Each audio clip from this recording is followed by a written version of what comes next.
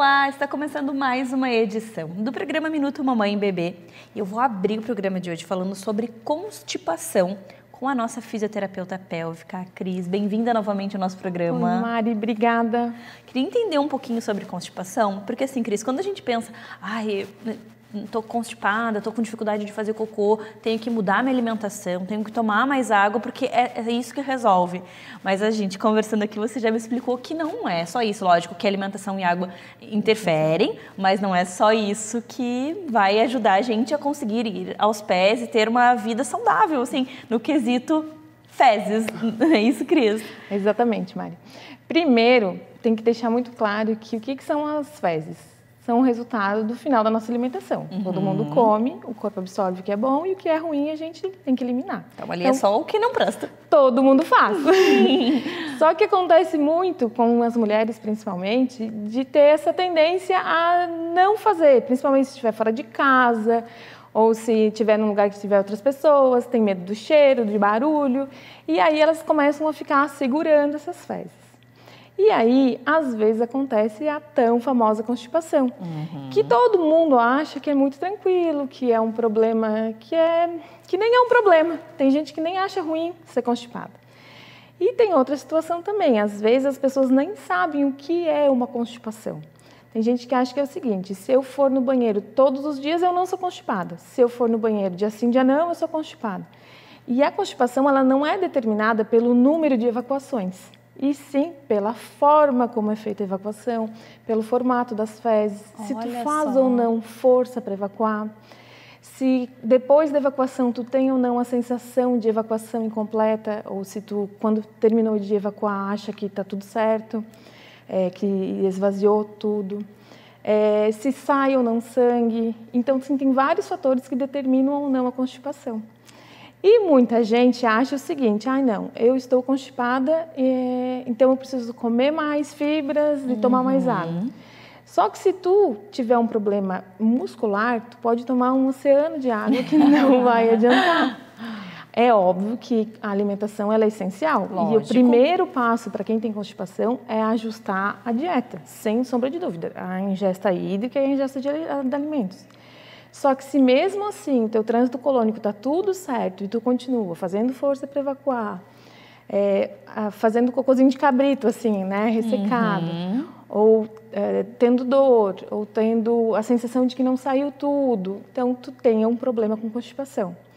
Só que a constipação, ela não é uma doença, apesar de ser muito comum, ela não é uma doença tão simples assim. Porque ela acarreta outros problemas para o assoalho pélvico. Nunca eles vêm sozinhos, né, Cris? Nunca vêm sozinhos. Porque o que acontece? Quando a gente é constipada, geralmente o que acontece? Como que começa? A pessoa tem a vontade evacuatória, né, que é o chamado, aí a pessoa não vai no banheiro, aí segura. Aí segura tanto, faz tanta contração, que quando chega em casa, que geralmente é quando a pessoa tem a vontade evacuatória fora de casa, chega em casa, a vontade passou. Né? E aí não consegue evacuar. E aí começa a fazer força para tentar evacuar, para tentar esvaziar, mas não tem mais a vontade. Aí pode correr hemorroidas, pode acontecer fissura, pode acontecer prolapso, pode acontecer um monte de outras coisas em função dessa constipação. Mas se mesmo assim a pessoa continua, permanece tendo esses hábitos, às vezes as fezes até descem, mas elas descem tão endurecidas e começam a fazer um peso, um volume tão grande dentro do canal, que ela começa a atrapalhar outras funções. Aí é comum ter dor na relação, porque o que acontece? Se as fezes estão no reto, elas estão do ladinho do canal vaginal. E dois corpos não podem ocupar o mesmo espaço, então elas ocupam um espaço que não é delas. Olha só! Porque o reto, ele tem que estar vazio, né? Ele só recebe as fezes no momento que elas passam ali. Via de regra é para estar vazio. E às vezes, quando a constipação é tão grande, ela incomoda ainda mais.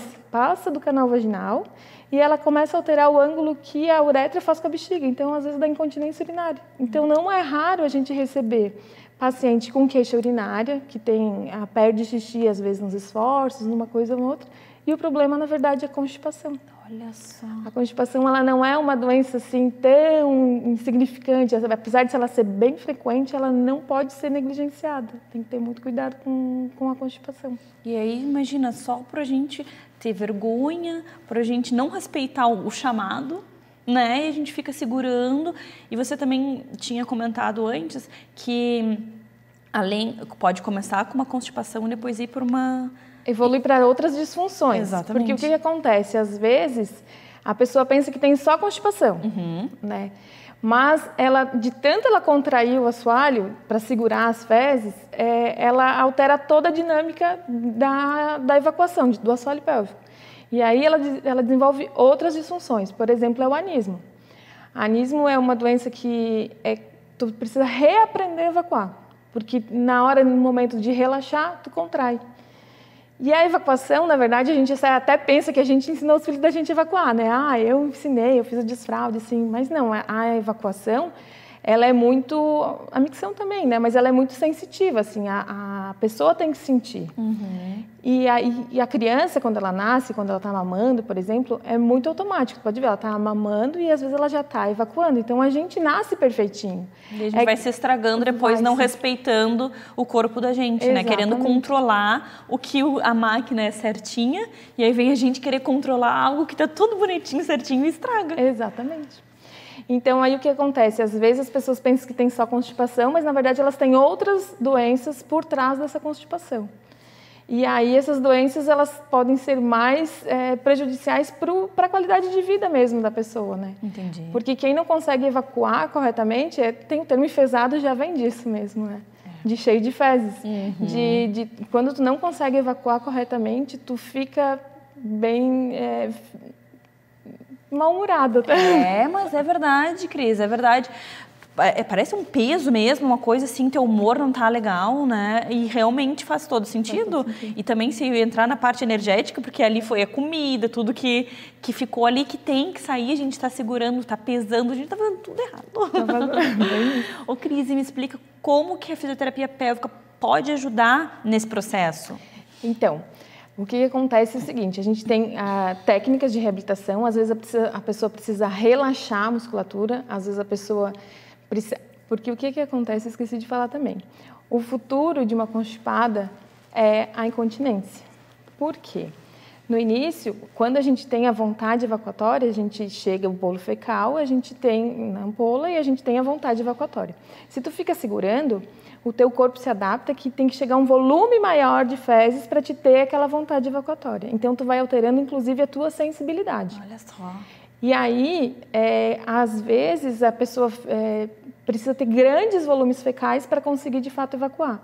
E nesse meio tempo, algum pouco de fezes se perde e ela não sente. Por quê? Porque ela precisa ter uma grande quantidade para ela sentir. Então, é muito frequente uma pessoa que tem uma vida inteira de constipação, depois da menopausa, principalmente, vir a ser incontinente. Não é raro. Na fisioterapia, a gente faz a reabilitação tanto da parte de sensibilidade, com balonetes, a gente treina a sensibilidade da pessoa para voltar a ter uma sensibilidade normal nesse reto, né? Para ele voltar a sentir o que ele precisa sentir, porque geralmente ele está aumentada a sensibilidade, está diminuída a sensibilidade, né? Ele tem que ter um volume maior. E tem treinamento muscular também, porque tem músculos que precisam contrair, tem músculos que precisam relaxar no momento da evacuação. Então, a pessoa realmente precisa reaprender a evacuar. Nossa, que assunto maravilhoso. E saber que a fisioterapeuta pélvica pode ajudar nesse processo. Então, assim, tanta gente que sofre de prisão de ventre, que sofre para ir aos pés, para poder fazer algo que deveria ser tão natural. Natural, biológico, Imagina assim, eu fiquei apaixonada, eu adorei tudo que você trouxe de informação, te agradeço por dividir conosco tanto conteúdo e conhecimento, espero que você tenha gostado, e é claro que se ficar alguma dúvida, a Cris faz parte do nosso grupo no Minuto Mamãe e Bebê, é só mandar mensagem, a gente encaminha para a Cris, né, Cris? Isso, estou à disposição. Muito obrigada. Às vezes eu boto caixinha lá no Instagram também, porque é um assunto que sempre gera dúvida, as pessoas... É engraçado, mas tem muito tabu ainda em volta da evacuação, apesar de ser uma coisa super fisiológica que todo mundo precisa fazer, né? É bem assim, Cris. Muito obrigada, querida. Obrigada até o próximo também. encontro. Até. Sabe aquela fase que os dentinhos começam a nascer e a gente tem muita dúvida, o bebê tá com febre por causa dos dentinhos, o que eu faço? Eu tenho que escovar, eu não preciso escovar, o que eu posso fazer para ajudar naquele desconforto? Devo passar alguma coisinha na gengiva?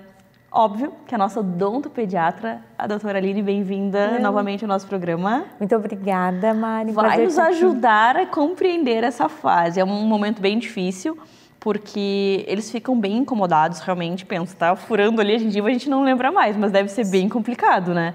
E aí, o que a gente faz com eles, assim, tem alguma coisa que a gente possa passar ali para ajudar a dar um conforto, né? Diminuir o desconforto, na verdade. O que você indica? Conta tudo para nós. Bom, Mari, obrigada por estar aqui mais uma vez, é um prazer. E realmente, né, essa é uma fase assim que os pais já sabem que vão passar, que é o nascimento dos primeiros dentes. Então, assim, dor a gente acaba não sentindo. O bebê não sente uma dor de dente ou a dor ao rasgar, né? Não sai, por exemplo, sangue. A gente não tem esse tipo de sintoma. Só que, como vai ficar, né, ali na região, na gengiva, onde nasce, vai ficar todos aqueles mediadores químicos da inflamação, então vai ficar altinho, vai ficar inchado, vai ficar avermelhado, tem muita histamina, então a criança tem muita coceira, então ela vai colocar a mãozinha na boca, então isso vai ter muita irritação, né? Então, quais são os sinais clássicos do nascimento dos primeiros dentes? Muita irritação. Salivação. Então a gente vê que a criança realmente baba bastante. E eu lembro que quando as minhas filhas estavam nascendo os primeiros dentes, eu lembro de uma certa vez que eu troquei 12 babeirinhos. O que tu tem gêmeas? Foi separada ou foi na mesma? Foi na mesma, ainda foi na mesma. Mas eu lembro assim, de um certo dia que eu troquei 12 babeiros, assim, né? Então, assim, o aumento de salivação é uma coisa que a gente espera muito nesse momento, né? Sim. Mas vai ter aquele momento e vai passar, né? Então, isso que é importante a gente, né, trazer essa palavra de apoio para os pais, que é uma fase... Aí passa... Vem outro, e aí passa e vem outro, e fica nesse ciclo até completar todos os dentes, né? Isso. Uma dúvida que os pais me trazem muito no consultório é a seguinte, imagina, o bebê ele tem 20 dentes, então até nascem, né, em média, os primeiros em torno de 6 meses, embora isso seja muito díspare, então às vezes a gente nasce antes ou até muito tempo depois. Mas, de forma geral, a gente diz que uma média aos 6 meses nascem os primeiros dentes e em torno dos 3 anos o bebê já tem a dentadura de leite completa com os 20 dentes. Então, nesse passar do 0 aos 3 anos, pipocam dentes, né? Só que também, daí, às vezes os pais pensam, não, os dentes de trás, que são dentes molares, que são dentes maiores, né? Tem uma mesa oclusal maior, às vezes eles causam mais incômodos. Só que pensa, né? Os primeiros dentes, a gente tem um bebezinho de 6 meses, que é muito menor, né? Mais imunodeprimido. E quando a gente tem um bebê que já é uma criança, né? Com quase 3 anos, então são bebês assim que já estão maiores, se expressam melhor, né? Já conseguem até comunicar, tá incomodando. Sim. Então a gente não tem essa coisa de grupo dentário, o canino é pior que o incisivo é pior que o molar, né? Então cada caso é um caso. Então, a gente tem essa dificuldade mesmo. E uma coisa também que causa muita dúvida é em relação à febre, né? Será que o processo de erupção de nascimento de dente, ele causa febre? Isso é uma coisa até que nós dentistas nos questionamos. Então, saíram alguns trabalhos, saiu até uma revisão sistemática há pouco tempo, e a conclusão foi que pode haver um aumento de temperatura, né, associado a esse processo de nascimento de dente, mas sem que isso caracterize febre, né? Entendi. Ou seja, a criança fica naquele estágio um pouquinho mais febril, um pouquinho mais quentinha, mas não é febre, né? Então, por exemplo, se o seu filho está nascendo dente e você está com uma febre aí de 38,5, 39 graus, isso não é dente, tá? E é importante a gente falar isso, porque às vezes a gente acaba negligenciando, né? Os pais às vezes, não está nascendo dente, está com uma febrinha. E aí passa o ano inteiro da criança, toda a febre da criança é um dente, né? Isso. A criança está com dificuldade para dormir, é dente. A criança está mais agitada, é dente. Tudo a culpa são dos dentinhos, né? Exatamente. Então a gente também tem que ter esse cuidado, né? Não é, as febres não são, né, especialmente febres altas, não são relacionadas a nascimento de dente. Então, né, sempre se acontecer algum episódio maior, assim, de maior acometimento, que a criança está realmente debilitada, né, sistemicamente tu vê que a criança está ruinzinha, está amoladinha, está com febre, de repente entrar em contato com o pediatra que acompanha, né, para fazer um exame físico assim mais apurado, né? A gente não pode botar todas as febrículas no balaio do nascimento do primeiro dente, né? É verdade. Isso. E assim, o que a gente pode fazer nesse momento, principalmente como você falou, no nascimento desses primeiros dentinhos, que eles são menores e que eles não sabem se expressar, e daí a gente vê que com muita coceira, brinquedos, o que a gente pode fazer, oferecer para eles para diminuir o desconforto? Isso. Então, na verdade, nós temos algumas abordagens que não envolvem medicamentos, então abordagens não farmacológicas, e as abordagens que envolvem medicamentos, tá? Então, o que a gente pode fazer, né? Então, por exemplo, a gente pode dar alimentos que sejam mais resfriados, mais geladinhos. Então, picolézinho de fruta que a gente faz em casa, então pega a manga, coloca umas folhinhas de hortelã, faz um liquidificador, coloca nas forminhas, deixa a criança, né, babando ali, chupando, se sujando toda. Dá uma anestesiada, né? Dá uma anestesiada, dá um conforto maior, a gente reduz essa temperatura no local, conforta essa criança, tá?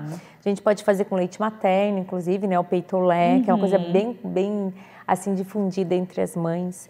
A gente pode dar alimentos mais fibrosos, pega uma cenourinha, corta em palitinho, pepino em palito, maçã, a criança fica roendo. Aí eu acho que é a vontade de coçar, né? Coçar, né? Então coça a gengiva, eventualmente ajuda até a romper o dente, né? Porque daí faz aquele movimento ali do palito contra o tecido gengival, que às vezes está todo gordo, né? Todo inchado, assim. Então, isso também ajuda. Outra coisa são os mordedores. Nós temos mordedores que tem uma aguinha dentro, né? Tem o silicone e tem uma aguinha dentro. A gente pode resfriá-los. Não no congelador, tá, gente? Mas na geladeira mesmo, deixar geladinho. A criança pega e coloca na boquinha, isso ajuda bastante. E tem uns que são uns mordedores em forma de palito, que esses eu acho extremamente intuitivos. A criança pega, especialmente quando tem nascimento de molares, e já vai direitinho, né, lá atrás e já coça. Olha né? só. Então é bem legal. Mas também tem o Havaiana do pai, o controle remoto, as chaves, né, que eles adoram também essas coisas. Tudo vai assim. para a boca. Tudo vai para a boca, né? Tem também os mordedores montessorianos de madeira. Então, tem muitas abordagens não farmacológicas que não envolvem medicamento que a gente pode usar. Mas tem também as abordagens farmacológicas, ou seja, às vezes a coisa fica muito complicada e daí às vezes a gente tem que, né, lançar mão de alguns medicamentos. Então, sempre que precisar usar medicamentos, entre em contato com o seu médico pediatra ou com o seu dentista, seu odontopediatra, que ele vai saber então qual medicação, especialmente os nossos analgésicos, para dar um alívio. Nós temos também medicamentos que são fitoterápicos, né? Exemplifico a camomilina, que é um auxiliar bastante usado, e também os homeopáticos, né? Inclusive tem o Camília, que é um dos únicos medicamentos que tem os 2 estudos na literatura, então se for usar, de repente, um medicamento aí homeopático Adorei. pode, né, ajudar. Então, se tiver algum tipo de dúvida, entre em contato, né, o seu médico pediatra ou o seu odontopediatra. Mas uma coisa que eu queria deixar muito claro, que isso eu acho que é uma informação de saúde pública assim, bem importante da gente falar. Existem as pomadas anestésicas, tá? Que inclusive a gente não precisa nem de receita, você entra na farmácia e pega. Uma, inclusive, chamada Nenedente. É um medicamento bem antigo e é conhecido de várias mães, avós, tias aí, né?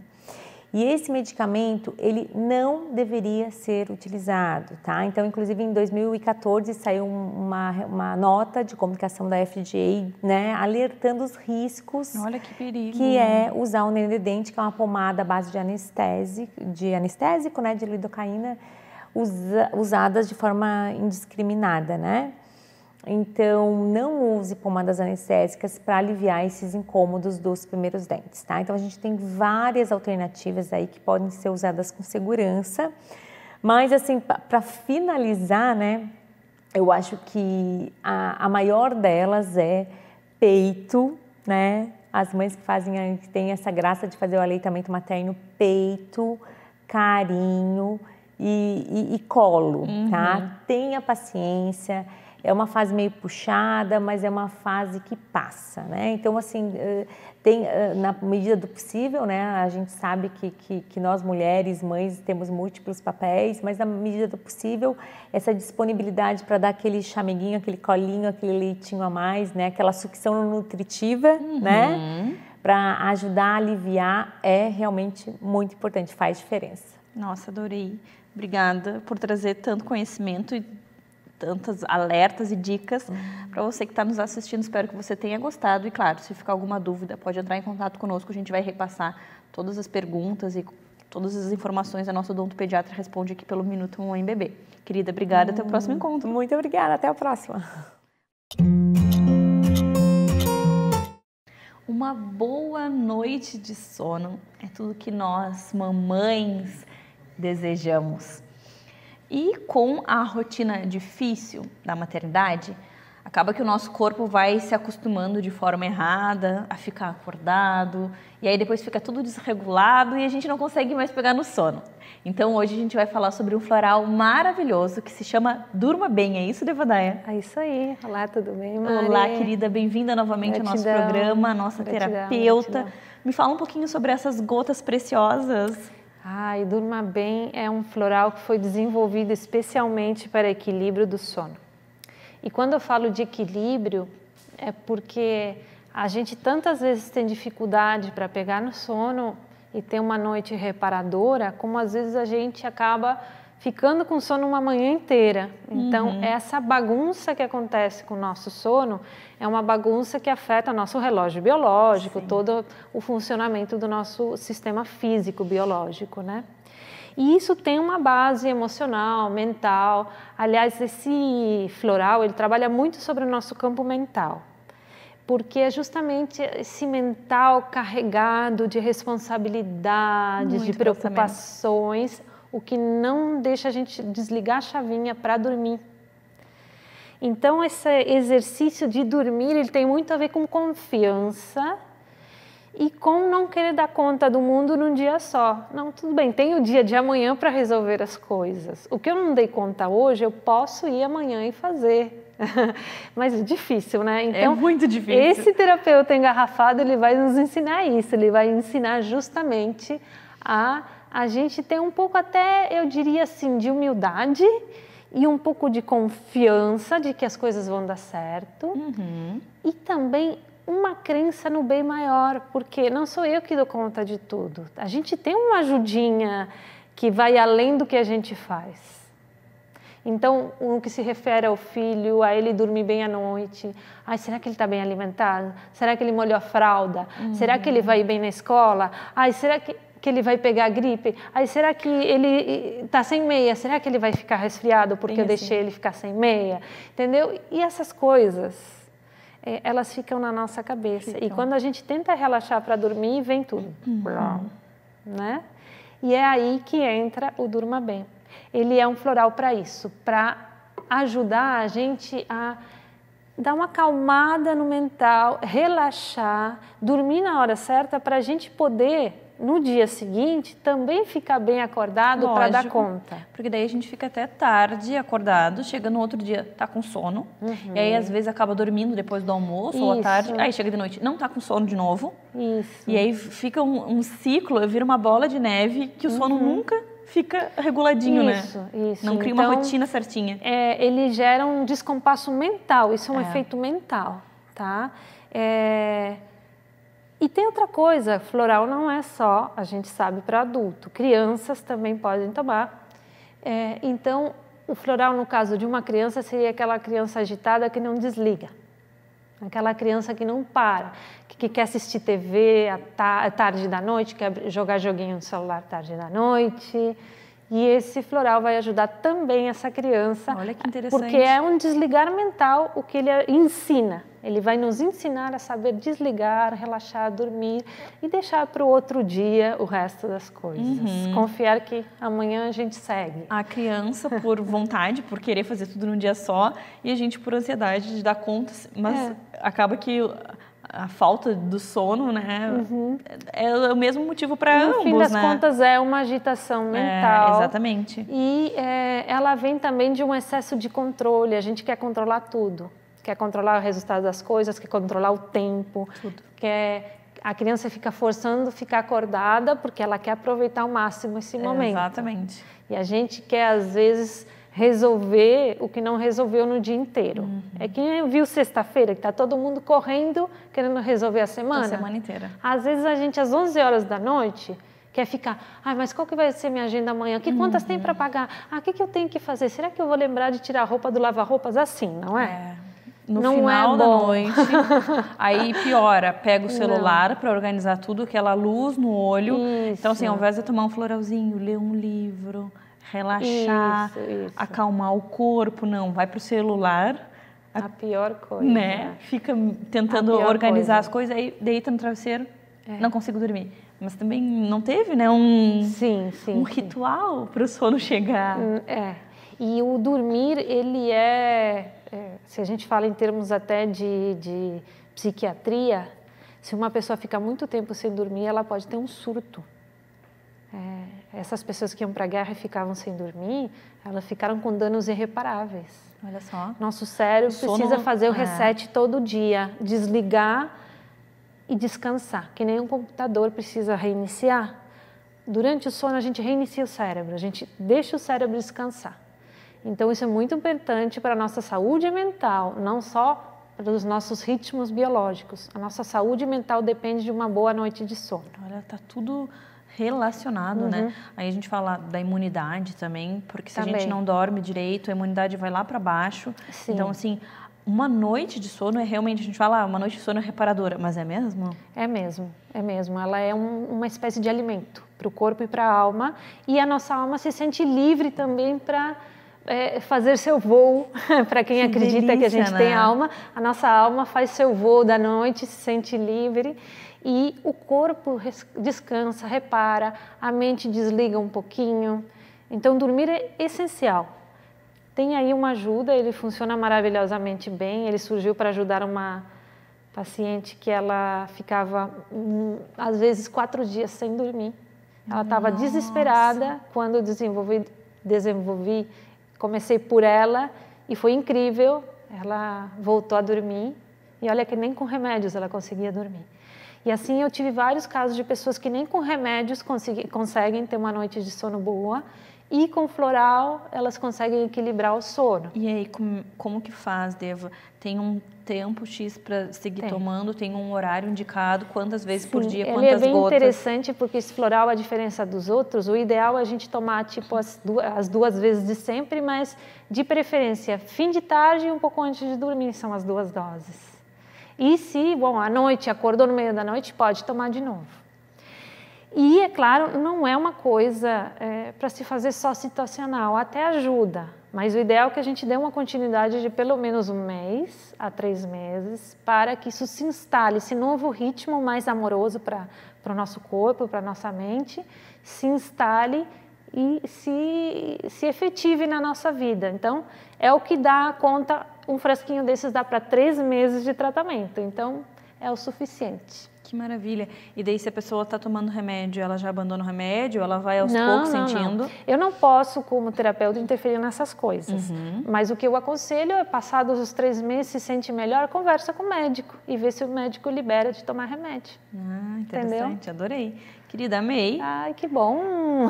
Muito obrigada por pensar em nós que temos dificuldades de desligar, porque a gente, é bem o que você falou, a gente trabalha, e mesmo assim, chega no final do dia, tem um monte de coisa, quer resolver tudo, né? E aí o cérebro fica sobrecarregado. Sim. E aí a gente tem dificuldade para relaxar, para dormir, para descansar, e a gente sabe que é tão importante um sono, né? Muito.